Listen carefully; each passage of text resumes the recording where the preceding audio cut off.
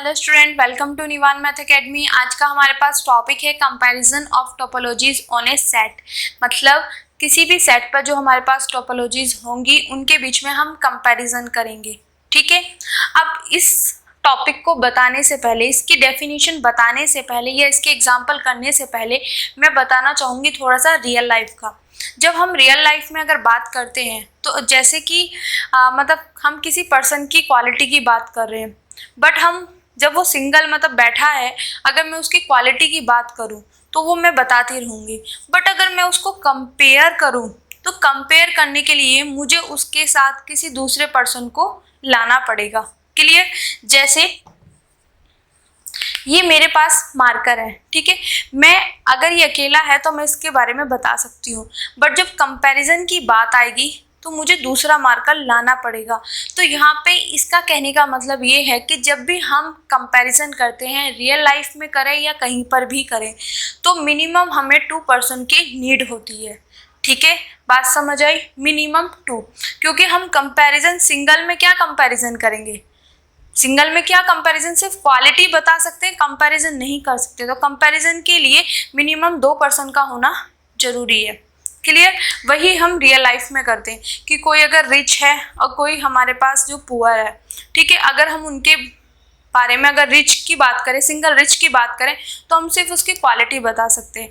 But अगर comparison की बात आए तो उसके साथ में किसी पुअर या उससे भी ज़्यादा रिच की बात करूँगी, तभी हम कंपैरिजन कर सकते हैं कि ये इतना सक्सेस है, ये इतना सक्सेस नहीं है, इसके पास ये है, इसके पास ये नहीं है। जैसे कि रियल लाइफ में हम करते भी हैं कि उसके पास तो ये है, मेरे पास ये नहीं है, तो वो एक कंपैरिजन हो गया। बट कंपैरिजन के लिए आप खुद को या किसी दूसरे पर्सन, दोनों को मतलब दूसरे का होना जरूरी है। आप अकेले खुद को तो कंपेयर खुद के साथ नहीं कर सकते ना। तो मैं कहने का मतलब यही है कि जब हम कंपैरिजन करते हैं तो 2 का होना जरूरी है। तो अब मैंने ये जो कंपैरिजन वाली चीज़ बताई है, इसको थोड़ा सा एक चीज़ और बताना चाहूँगी। जब हम कंपेयर करते हैं तो किसी में क्वालिटी बेस्ट होती है, किसी में कम होती है, तो हम क्या कहते हैं, ये स्ट्रॉन्गर है, ये वीकर है। ठीक है, ये छोटे बड़े की अगर साइज की बात करें, हम किसी भी बिल्डिंग की या किसी भी स्ट्रक्चर की साइज की बात करें, ये साइज बड़ा है, ये साइज छोटा है। तो जब हम कंपैरिजन करते हैं तो इस तरीके से कुछ बताते हैं, स्ट्रॉन्गर, वीकर, ये लार्जर है, ये स्मॉलर है। तो वही चीज़ आज यहाँ पे होने वाली है, क्योंकि हमारा मैथमेटिक्स रियल लाइफ से ही टोटली कनेक्टेड है। ओके, तो अब मैं इसकी डेफिनेशन बताऊंगी, और मेन डेफिनेशन में जाने से पहले हम कुछ टर्म्स यूज करेंगे जो कि मैंने अभी आपको रियल लाइफ से बताया है। क्लियर? और यहाँ पर हम देखेंगे कि टोपोलॉजी की दुनिया में हम किस तरीके से कंपेयर करते हैं, क्या मेथड है कि हम कंपेयर कर पाए। क्लियर? तो अब बिना टाइम वेस्ट किए हम अपनी डेफिनेशन पे चलते हैं और फिर इससे रिलेटेड एग्जाम्पल करते हैं। अब देखो, let X be any non empty set. जब से हम अपने टोपोलॉजी का ये सिलेबस कर रहे हैं, हमेशा हम हर एक चीज़ में यही मानते आए हैं कि हमें एक्स कोई भी नॉन एम्प्टी सेट लेना है, तो वही चीज़ लिया। फिर उस नॉन एम्प्टी सेट पे मैंने 2 टोपोलॉजी ले ली। मैंने अभी बताया जब कंपैरिजन की बात आती है तो मिनिमम 2 तो लेके ही चलेंगे, क्योंकि एक को किसी दूसरे के, जब कंपेयर की बात आएगी तो किसी दूसरे पर्सन को लाना पड़ेगा उसके साथ कंपेयर करने के लिए। क्लियर? जैसे कि हम अपनी कंपनी से भी रिलेटेड कंपैरिजन करते हैं कि इसके प्रोडक्ट अच्छे हैं, इसके बेकार है, ये कंपनी बहुत ज़्यादा स्ट्रॉन्ग है, ये वीकर। उस तरीके से थोड़ा सा आप रिलेट कर सकते हो। पूरी रियल लाइफ में आज तक कंपैरिजन ही होता आ रहा है। ठीक है, जैसे हम अपनी स्टूडेंट की बात कर ले तो स्टूडेंट में कि ये स्टूडेंट बहुत इंटेलिजेंट है, ये इतना इंटेलिजेंट नहीं है, इसके मार्क्स इतने आते हैं, इसके नहीं आते, तो वो भी एक कंपैरिजन है। क्लियर बेटा? तो यहाँ पे हमने 2 टोपोलॉजी ले ली क्योंकि हम टोपोलॉजी की कंपैरिजन की बात कर रहे हैं। अब देखो, अगर मेरे पास इफ टाउ1 कंटेन कर रही है टाउ2 में, मतलब टाउ1 जो है वो टाउ2 के अंदर है। जैसे कि अगर बात कर लें थोड़ा सा स्ट्रक्चर से, ये मेरे पास यहाँ पे टाउ1 है तो टाउ2 यहाँ है, कि टाउ2 के अंदर टाउ1 है। क्लियर? तो क्या हुआ, जब ऐसे होगा कि टाउ1 कंटेन होगा टाउ2 में, तब मैं इस टाउ1 को क्या बोलूँगी? वीकर, कर्सर एंड स्मॉलर, किससे? देन यू से। ये चीज़ें ध्यान रखना। देखो वीकर और स्मॉलर तो आप इजीली याद रखोगे, पर जो हमारे पास एग्जाम में बाई चांस इस तरीके से आ जाता है कर्सर और फाइनर के नेम से, तो इन चीज़ों को ध्यान रखना, ठीक है। तो देखो कैसे, अब मैंने अभी बताया था कि जो छोटा होता है, मतलब अगर हम कंपैरिजन की ये मतलब स्मॉलर है, ये लार्जर है। जैसे मैंने स्ट्रक्चर का बताया आपको, बिल्डिंग कोई स्ट्रक्चर ले लो, कोई ऑब्जेक्ट ले लो, कोई ऑब्जेक्ट बड़ा है कोई छोटा। अब देखो सिंपल सी चीज़ है, टाउ 1 छोटा है ना, टाउ 2 बड़ा है, तो टाउ 1 मेरे पास क्या होगा, वीकर होगा, कमज़ोर होगा, कर्सर होगा, और क्या होगा, स्मॉलर होगा। किससे होगा, टाउ 2 से, क्योंकि कंपैरिजन तो हम किसी दूसरे से कर रहे हैं ना, ठीक है, ओके। जैसे कि हम अपनी क्लास का ही एग्जाम्पल ले लेते हैं। जैसे क्लास में मैं 2 बच्चों को लेती हूँ, एक का नाम सीमा, दूसरे का नाम अदिति।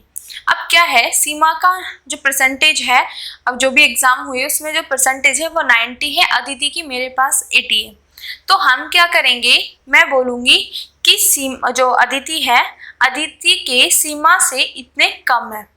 तो जब मैंने कंपैरिजन किया तो उसके साथ किया, तो वही चीज़ है, जब टाउ 1 को मैं टाउ 2 के साथ कंपैरिजन करूंगी तो मैं बोलूंगी कि टाउ 1 जो है वो मेरे पास वीकर है, कर्सर है एंड स्मॉलर है, बट किससे, देन टाउ 2 से। टाउ 2 से वो वीकर है, कर्सर है एंड स्मॉलर है। क्लियर। अगर यही बात मैं टाउ 2 की करूं, अब मैं टाउ 2 की क्वालिटी बता रही हूँ, अब तक मैंने बताई टाउ 1 की, अब मैं बता रही टाउ 2 की। अब टाउ 2 मेरे पास ये है, तो ये टाउ 1 से क्या है, स्ट्रोंगर है, यहाँ पे इसकी जगह फाइनर है और लार्जर है, किससे, टाउ 1 से। तो हमने यहाँ पे दोनों की क्वालिटी बताई कि ये इससे इतना वीकर है, इतना कॉसर है एंड स्मॉलर है, किससे, टाउ 2 से। बट टाउ 2 क्या होगा मेरे पास, इसका अपोजिट, वीकर स्ट्रोंगर हो गया कि टाउ 2 तो बड़ा है ना, इसको अपने अंदर ले रहा है, तो वो स्ट्रोंगर हो गया, वो फाइनर हो गया एंड लार्जर हो गया, पर किससे, टाउ 1 से। तो आई होप ये चीज़ आपको अच्छे से समझ आई होगी। सिर्फ आप रियल लाइफ में जाओ और जो कंपैरिजन वाली चीज़ आती है वही, कि छोटा है तो वीकर है, कॉसर है, देन स्मॉलर है, और बड़ा है तो स्ट्रोंगर है, लार्जर है, फाइनर है। बट यहाँ पे सिर्फ आप ये वर्ड का ध्यान रखना, कॉसर एंड फाइनर, ये बहुत ज़्यादा इंपॉर्टेंट है, क्योंकि वीकर से तो आप समझ लोगे कि छोटा होगा, स्ट्रोंगर से बड़ा होगा, स्मॉलर से छोटा होगा, लार्जर से बड़ा होगा, ये चीज़ आप समझ जाओगे। बट जब कर्सर और फाइनर की बात आएगी तो उसमें प्रॉब्लम आ जाएगी। तो कर्सर मीन स्मॉल वाले के लिए यूज करेंगे और फाइनर बड़े वाले के लिए। Clear, okay.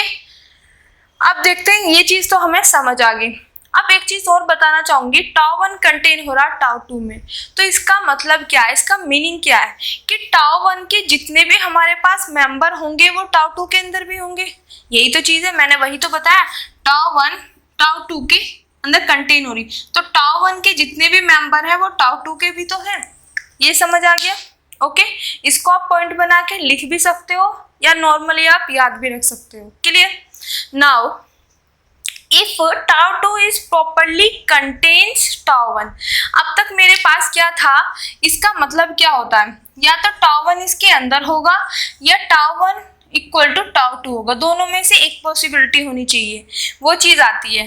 But properly contain का मतलब क्या होता है कि टाउ 1 कंटेन होगा, सॉरी यहाँ पे टाउ 2, ये वाला साइन हट जाता, जो इक्वालिटी वाला है ना वो पोर्शन हट जाएगा प्रॉपरली कंटेन्स में। तो यहाँ पे वही चीज लिखा है कि if tau 2 is properly contains tau 1, अगर टाउ 2 टाउ 1 को प्रॉपरली कंटेन करता है, जैसा हम रियल एनालिसिस में करते हैं, स्ट्रिक्टली लेस देन होता है, स्ट्रिक्टली ग्रेटर देन होता है, तो वही वाला पोर्शन है। जब यहाँ पे इक्वल वाला पोर्शन हटा दिया, पहले था कि कंटेन कर रहा है, बट जब इक्वलिटी वाला हटा दिया तो प्रॉपरली कंटेन कर रहा है। अब ये है तो छोटा ही, ये क्या है, बड़ा है, तो इसको टाउ 1 को क्या बोलूंगी मैं, स्ट्रिक्टली वीकर, किससे, टाउ 2 से, वही स्ट्रिक्टली वीकर टाउ 2 से। एंड टाउ 2 को क्या बोलूंगी, ये तो बड़ा ही है, तो इसको बोलूंगी स्ट्रिक्टली स्ट्रॉन्गर देन टाउ 1 से, कि टाउ 1 से स्ट्रिक्टली ग्रेटर है। क्लियर, इतना समझ आ गया। ग्रेटर मतलब स्ट्रोंगर है।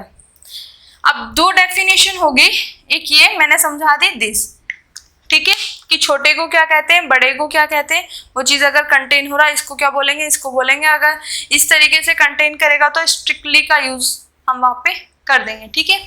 अब देखो मैंने डेफिनेशन लिखी, मेन डेफिनेशन जो है टोपोलॉजी में, किसी भी टोपोलॉजी को कंपैरिजन करने के लिए वो मेन डेफिनेशन है दिस। इसको ध्यान से समझना बहुत जरूरी है, क्योंकि ऑन द बेस दिस हम कंपैरिजन करेंगे। अब देखो, if either tau1 contain tau2 और tau2 कंटेन tau1, और का मतलब आपको अच्छे से पता है कैसे, और का मतलब होता है कि एक टाइम पे या तो ये प्रेजेंट हो या ये, दोनों एक साथ कंडीशन नहीं प्रेजेंट होगी। अगर कहीं पर मेरे पास ये आ जाए या कहीं पर ये आ जाए, दोनों में से एक भी कंडीशन अगर सेटिस्फाई हो जाती है, आगे हम पढ़ते हैं क्या चीज है। इफ आइदर tau1 tau2 के अंदर चला जाए या tau2 tau1 के अंदर हो, कंटेन हो, then we say that the two topologies are comparable। अब यहाँ पे जो हम कंपैरिजन कर रहे हैं ना, तो वहां पे हम बोलेंगे कंपैरिबल और नॉन कंपैरिबल। अगर ये कंडीशन कहीं पर भी होल्ड करती है तो उन दो टोपोलॉजी को हम क्या बोलते हैं, कंपैरिबल। अदरवाइज अगर नहीं होल्ड करती तो उनको बोलते हैं नॉन कंपैरिबल या नॉट कंपैरिबल भी आप बोल सकते हो। क्लियर इतना? तो यही मेन डेफिनेशन है कि अगर दो टोपोलॉजी की हम बात करें तो उनको कंपैरिबल हम कब बोल सकते हैं, आइदर दिस और दिस, या तो ये कंडीशन होल्ड हो जाए या ये, दोनों में से अगर एक भी कंडीशन होल्ड हो जाती है हमारे पास तो वो कंपैरिबल हो जाते हैं। अदरवाइज अगर नहीं होते दोनों तो वो नॉन कंपैरिबल। क्लियर? दूसरी डेफिनेशन भी है इसकी, tau1 tau2 are comparable if and only if either this or this. वही चीज है, अगर ये कंडीशन कहीं पे भी होल्ड होती या तो ये हो जाए या ये हो जाए, दोनों में से एक, ठीक है, तो हम तब बोल देंगे कि कंपैरिबल है। अगर कहीं पे कंपैरिबल वर्ड का यूज हो रहा तो इसका मतलब ये है। इफ एंड ओनली इफ का मतलब अगर ये है तो ये होगा, ये है तो ये होगा। क्लियर? तो आई होप आज की जो डेफिनेशन है आपको अच्छे से समझ आई होगी। ये क्लियरली बहुत इजी डेफिनेशन है और 2 मार्क्स में ये इस तरीके के क्वेश्चन देखने को मिल जाते हैं। तो बेटा इसको अच्छे से समझना और थोड़ा सा रियल लाइफ से कनेक्ट करना। छोटा स्मॉलर, बड़ा, ठीक है, लार्जर, तो वही है कमजोर स्ट्रोंगर, उसी तरीके से वीकर स्ट्रोंगर। सिर्फ इस वर्ड का यूज रखना, कर्सर एंड फाइनल। ओके, अब अपनी नेक्स्ट वीडियो में हम इससे रिलेटेड एग्जाम्पल करेंगे। इसके 6 एग्जाम्पल हैं जिसमें हमारे पास एक वैसे भी नॉर्मली एग्जाम्पल हम लेंगे जो टोपोलॉजीज सिंपल होती हैं, फिर जो फेमस टोपोलॉजी है उनको भी रिलेट करेंगे कि कौन सा कंपैरिबल है कौन सा नहीं है। तो अपनी नेक्स्ट वीडियो में हम करते हैं इससे रिलेटेड एग्जाम्पल। तो आई होप आज की वीडियो अच्छे से समझ आई होगी। अगर आपको मेरी वीडियोस, मेरे लेक्चर्स पसंद आ रहे हैं तो please like, subscribe my channel और उन बच्चों तक जरूर पहुंचाएं जिनको इनकी नीड है। Thank you so much.